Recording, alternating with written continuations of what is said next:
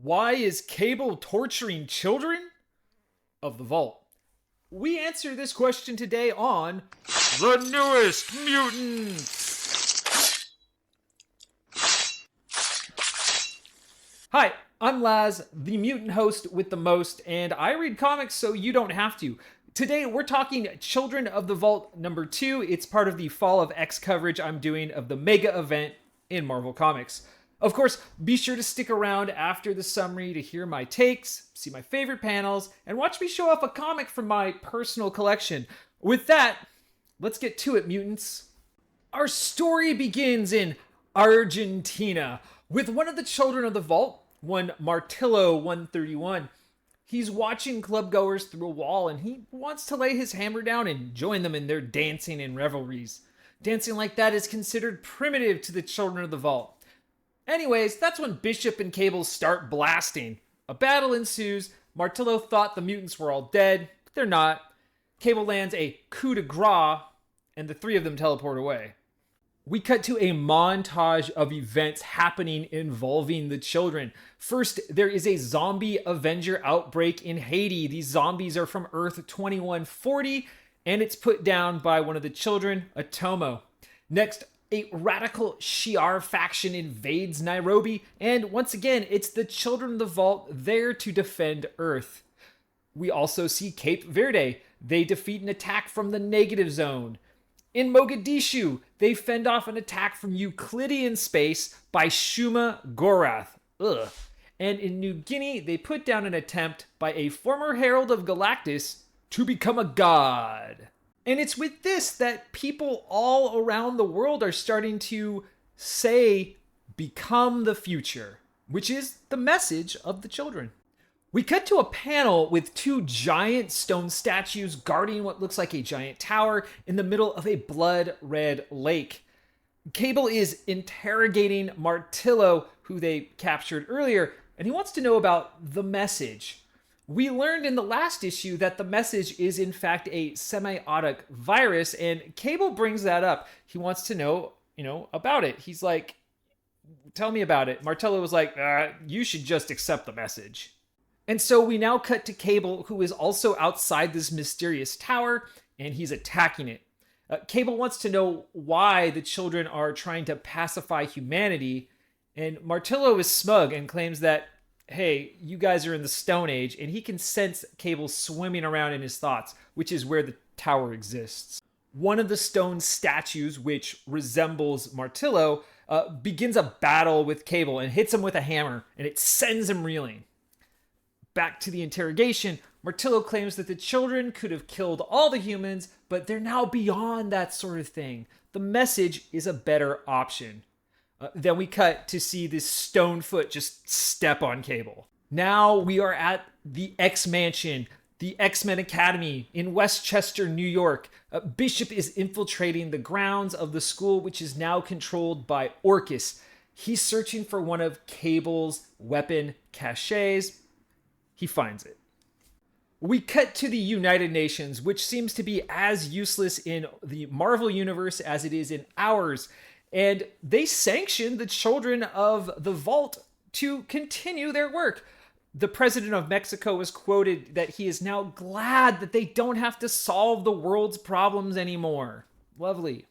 Now in the Children's City, we cut to the original children, specifically a debate between Capitan and Serafina. Capitan being a proponent of simply wiping out humanity, whereas Serafina came up with the message and the idea to appear as heroes to humanity. At this point, they get a telepathic alert from Martillo, and he's being held captive and tortured. Capitan cannot wait to kill a human superhero. Back to the interrogation, Martillo reveals that the message, this semiotic virus, it will transform up to 1% of humanity, turning them into people not unlike the children. Of course, the rest of humanity will perish. And the mental battle rages on in the psyches of Martillo and Cable. And Cable climbs out of the rubble and then grows to the size of the statue. That's when we cut back to Martillo, and he says, humanity, they'll be gone in about 6 months. Then back to the mental battle, Cable destroys the statue. And using the weapon of the statue, this giant hammer, begins to destroy the tower that we saw in the very beginning. Cable gets in a few good quips, including saying he's from the future and he never saw the children in it. Martillo tells him the children have arrived to finish him off, the children that that we're talking later, Capitan. And Cable reveals, oh, I was never actually at this location in the first place. And look under your chair. There, of course, is a bomb, and the vision of Cable fades away. And after it fades away, we get scenes of a giant Cable finding a ballerina and eating her whole. I don't know what that represents, but that's when the bomb goes off. And underneath this explosion, we see Cable and Bishop. They are reunited with an arsenal of weapons, and they're headed for the city of the children. And that's the book! Welcome now to the part of the program where I thank you for making it this far. And as always, I'd like to ask a question here. And today's question is very simple. Who do you like better? Cable or Bishop? Both of them are cool time travelers. They have a complicated relationship and often a heated rivalry. But who is your favorite? Let me know in the comments. And of course, while you're there, please hit that like and subscribe button because that will literally save all of the mutants. Trust me. With that, let's get back to the show. Okay, it's time to give credit where credit is due. First here, take a look at the issue that we've got right here. And that cover was done by the talented duo of Yannick Paquette and GURU-eFX. Our writer for this issue is Denis Camp. Our artist is Luca Maresca. Color artist is Carlos Lopez. We have Corey Petit as our letterer, and the man, the myth, the legend, C.B. Cebulski is the editor-in-chief of Marvel Comics. All right, we got two big takeaways from this issue. The first one is the nature of the virus and master plan that the children have put into effect. First, they want to appear as heroes of humanity, and then using the virus, turn humanity into children, essentially. Of course, only 1% of those infected will survive that transformation. That's how the children want to conquer Earth. Is it a good plan? Not sure, but the children think it is. That is, some of the children. And what we learned is that there is actually an ideological schism within the children as a group on how they should handle humanity. Some just prefer extinction, okay, where others prefer the more humane option of transforming humans into children. I actually think that that is the bigger takeaway of the two, since it means that there might be room for exploiting that division. I wouldn't doubt it if that is what happens in an upcoming issue. Now, let's check out my favorite panels.